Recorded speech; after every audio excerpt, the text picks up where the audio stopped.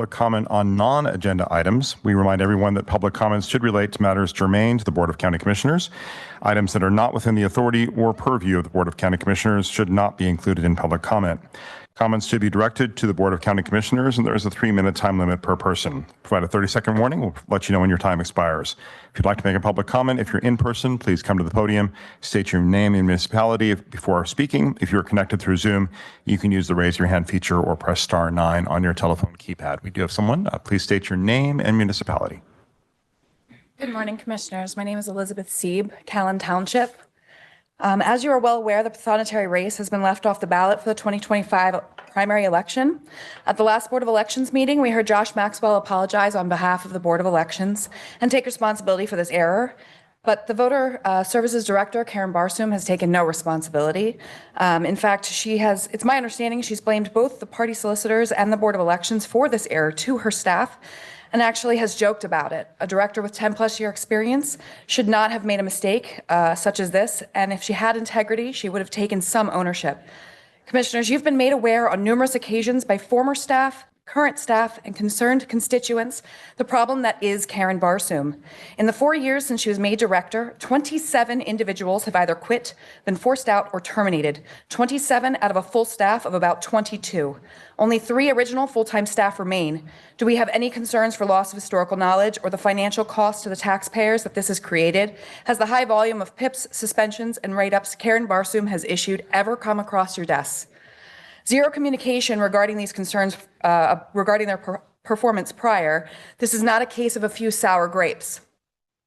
You've asked staff to fill out several surveys regarding the way the director and deputy director of the services treats their staff due to the nature of the complaints made, and yet seemingly nothing has come of it.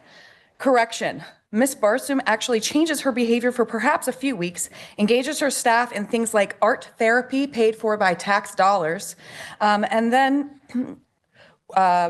excuse me.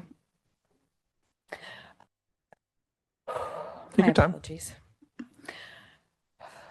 In regard to the treatment of her staff, Ms. Barsoum has weaponized human resources who are now, along with you commissioners, complicit in the mistreatment of county employees.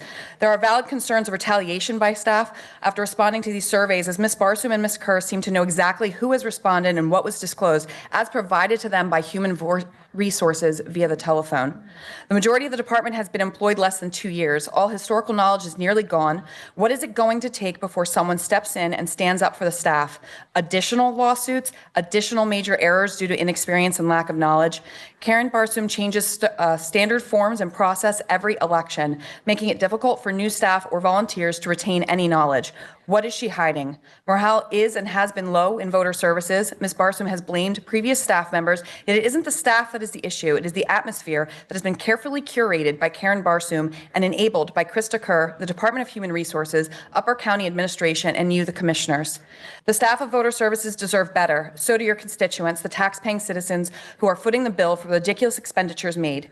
Every election, people say they want an audit of the machines. I think the public should start asking for a right to know on Karen's expenditures. What they learn might shock them. For example, how the voter services budget has more than doubled during her tenure. Expenses such as 230+ cell phones. The equipment cost alone was $11,000. The monthly fee was $11,000 for usage of twice a year. They were used once and it was unsuccessful. That's time.